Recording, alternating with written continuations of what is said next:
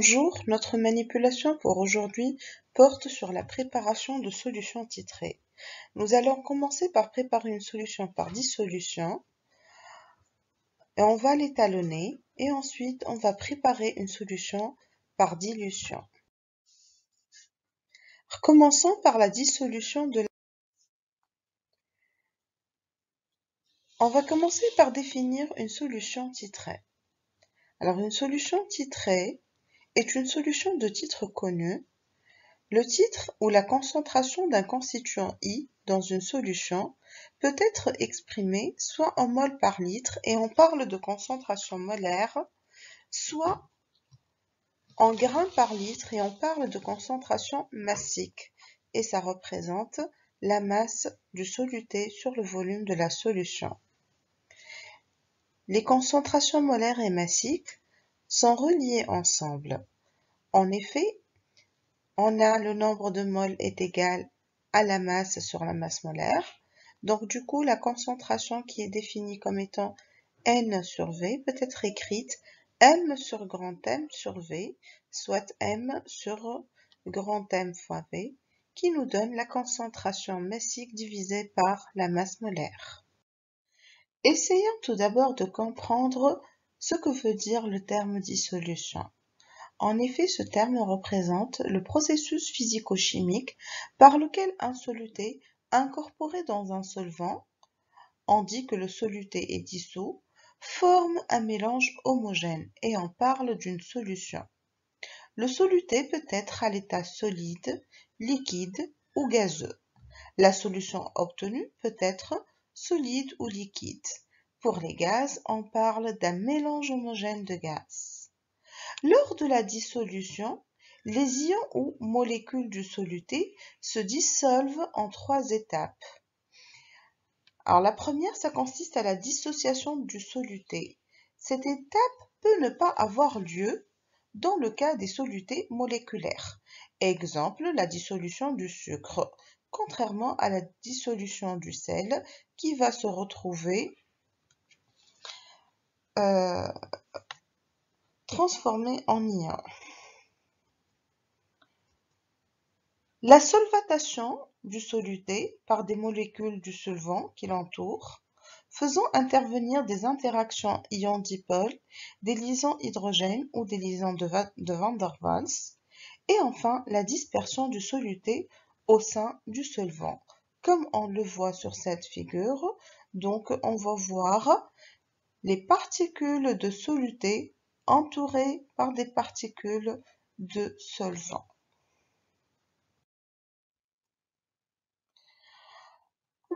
Alors, pour effectuer une dissolution, nous avons besoin d'une spatule pour prélever notre solide, d'une capsule où on va mettre le solide et d'une balance pour le peser. Une fois le solide est pesé, on prendra une fiole jaugée et un entonnoir et une pipette d'eau. Et voici le schéma de la préparation d'une solution par dissolution. Donc, comme j'ai dit, le solide, il est pesé, ensuite il est introduit à l'aide de l'entonnoir et la pipette à l'intérieur d'une fiole jaugée. Après dissolution totale, la fiole jaugée, le volume dans la fiole jaugée est ajusté à l'aide d'une pipette. Alors, notez bien, généralement, nous introduisons le solide sec dans une fiole sèche. Mais dans le cas de la préparation d'une base, il faut que la fiole jaugée soit légèrement mouillée parce que la réaction entre un NaOH et l'eau est une réaction exothermique. Donc, elle va dégager de la chaleur. C'est pourquoi on va mettre une petite quantité d'eau pour absorber cette chaleur dégagée et ne pas causer des accidents du type éclaboussure de la solution sur l'opérateur. Dans cette vidéo, on va voir comment on prépare une solution de NaOH. Et nous tarons pour remettre à zéro. Je prends la NaOH, Avant d'ouvrir n'importe quel flacon, il faut voir la consigne de sécurité. Alors, un AOH, c'est un produit qui est corrosif. Il n'est pas volatile et inflammable, donc je peux l'ouvrir sur la paillasse et non pas sous la hotte. Un AOH se trouve sous forme de pastille. Je vais prélever les pastilles et tapoter un tout petit peu pour introduire la quantité. Comme vous remarquez, vu qu'un AOH se trouve sous forme de pastille, la masse a dépassé les 0,4 g. Par ailleurs, un AOH est un produit hygroscopique, c'est-à-dire qu'il absorbe l'humidité de l'air. Donc, la quantité originale d'un AOH n'est pas exacte. C'est pour ça, cette solution que nous allons préparer, on va ultérieurement l'étalonner. Pour introduire la base, pour dissoudre une base, il faut commencer par introduire de l'eau dans la fiole G. Pourquoi il faut introduire de l'eau? Parce que la réaction entre un AOH et l'eau est une réaction exothermique. Il y a un dégagement de chaleur. Donc il faut mettre une quantité d'eau pour qu'elle puisse absorber cette chaleur dégagée. On introduit les pastilles de soude.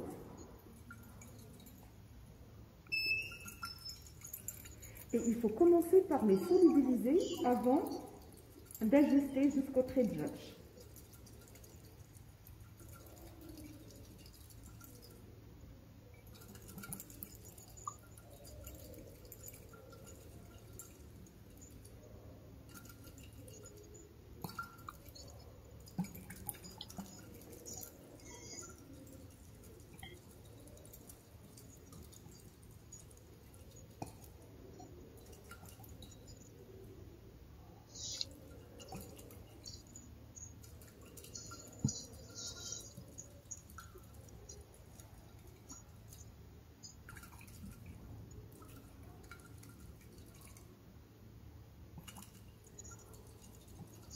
Ça prend du temps.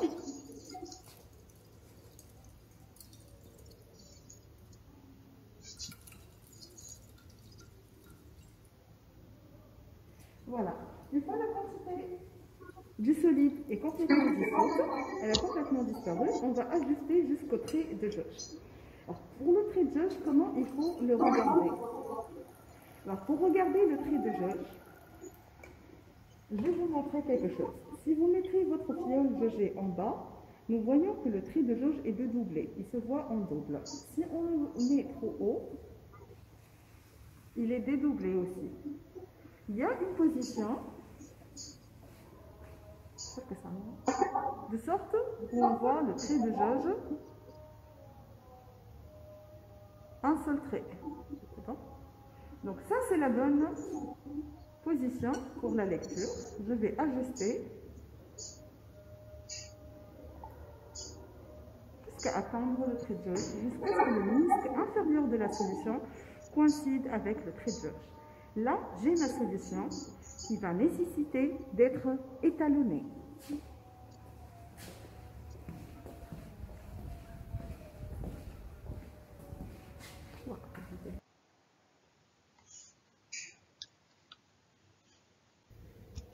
Nous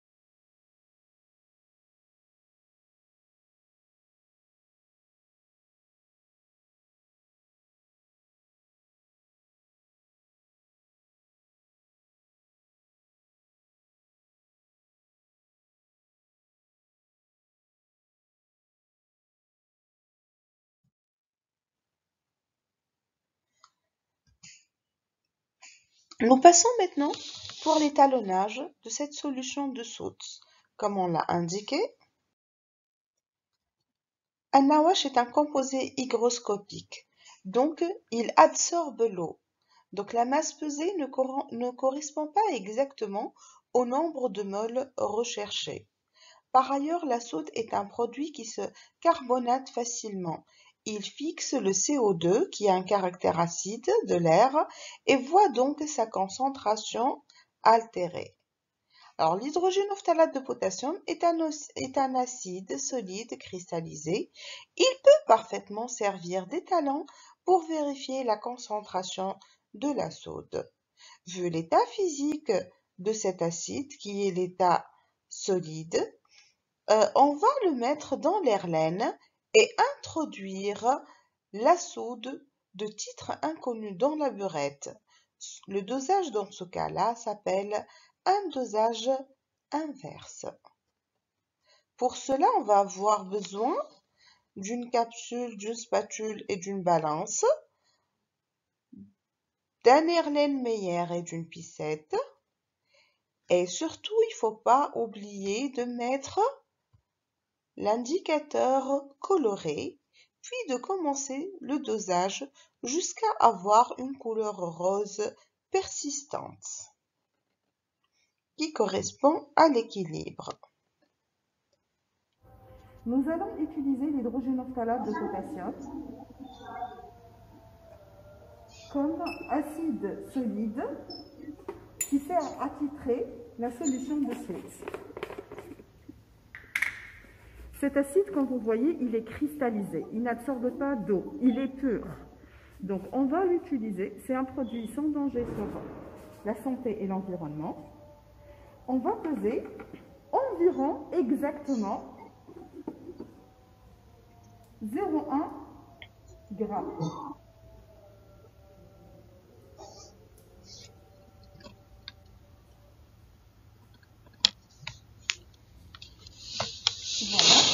Donc, qu'est-ce que ça veut dire environ exactement? C'est-à-dire que c'est une masse de l'ordre de 100 grammes. Mais là, je vais noter exactement la masse que j'ai pesée, c'est-à-dire 0,150 grammes. 0,150 grammes, je dois chercher le nombre de moles qu'il contient. Je prends mon solide, je l'introduis dans mon Erlen où je vais faire le dosage. Je rince la capsule et je solubilise mon solide.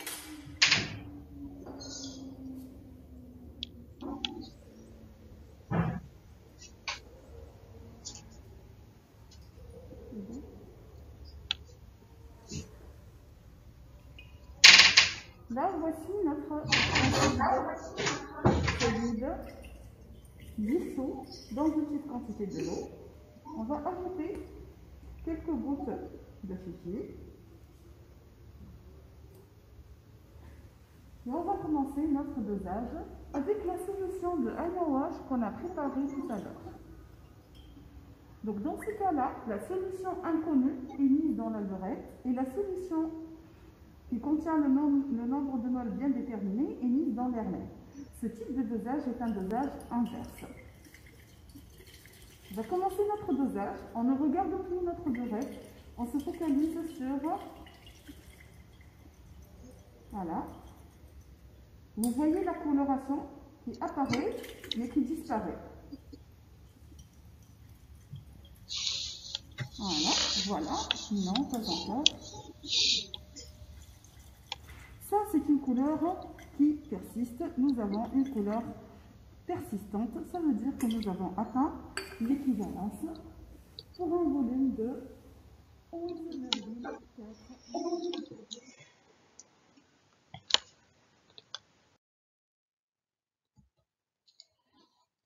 Alors, calculons la concentration de la solution de soude. On a le nombre de moles à l'équivalence de soude introduit initialement. Il est égal au nombre de moles d'acide pesé. Ce qui veut dire que la concentration de la soude égale AN, le nombre de moles d'acide divisé par le volume de base ajouté, égale à la masse de l'acide divisé par la masse molaire fois le volume de la solution. Alors la concentration dépend de 3 variables, donc l'incertitude est calculée en tenant compte des 3 variables qui sont la masse pesée, la masse molaire et le volume. Et on doit passer par l'erreur relative, donc soit delta CB sur CB égale delta M sur M égale plus delta grand M sur grand M plus delta V sur V. Avec grand M, c'est la masse molaire de l'acide.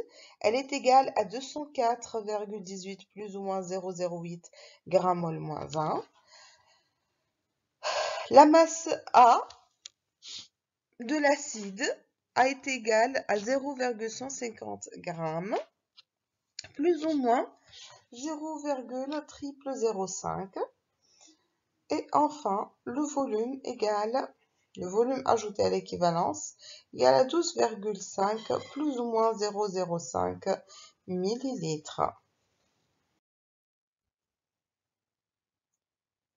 Dilution de l'acide acétique. L'acide acétique, c'est comme l'acide phosphorique, on le trouve quasiment partout. La dilution est le processus consistant à obtenir une solution de concentration inférieure à celle de départ, soit par ajout de solvant, soit par prélèvement d'une partie de la solution et en complétant avec du solvant pour garder le même volume. Cette solution suppose que le corps dilué soit soluble dans le solvant utilisé.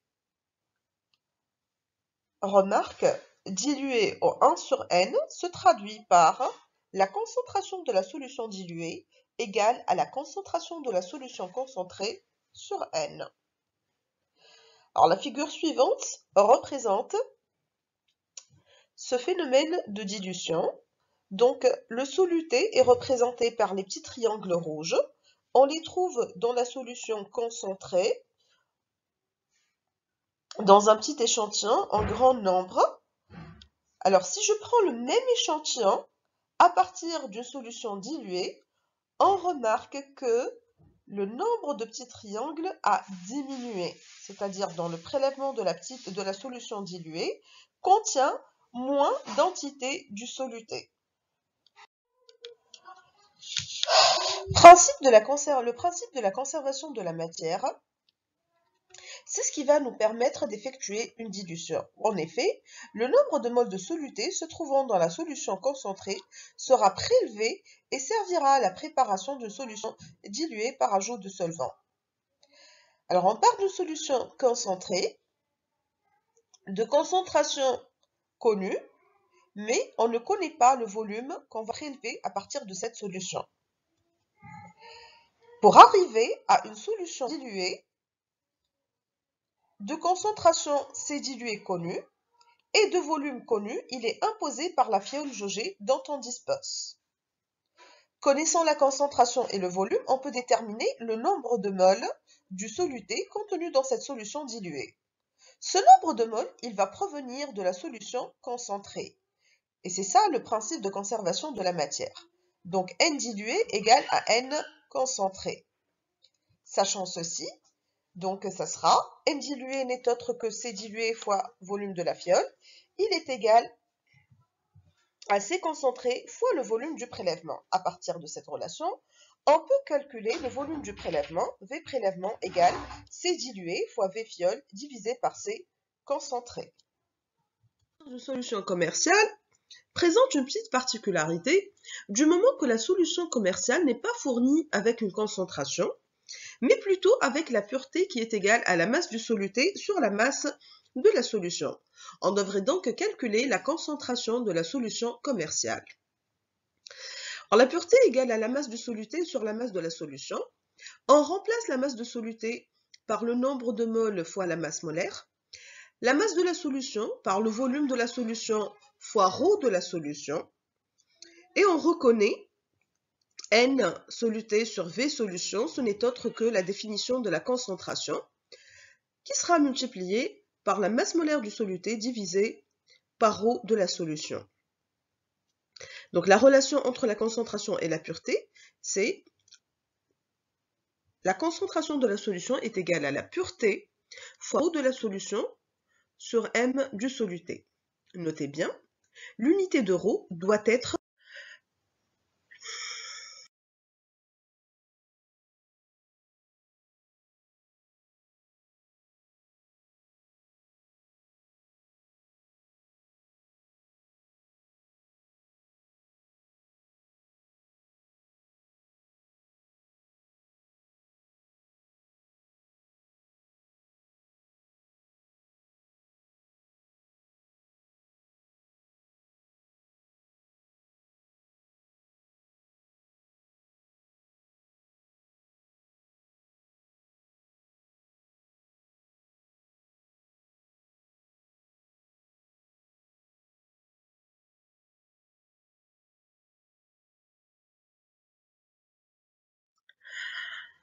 Nous passons maintenant à un point très important qui est la sécurité. Alors, sur votre fascicule, vous avez les produits avec les mentions de danger et de prudence indiquées. Sur le fascicule, nous n'avons indiqué que le code de la mention.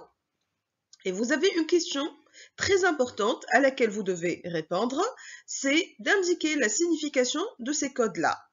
Alors, pour retrouver les codes, il faut aller sur votre Classroom, là où vous avez votre fascicule de sécurité, et vous devez relever la phrase et sa signification. Donc, tel qu'il est le cas, sur le fascicule, vous allez retrouver le code, devant lui, la signification de ce code-là. Et c'est ce que vous devez faire.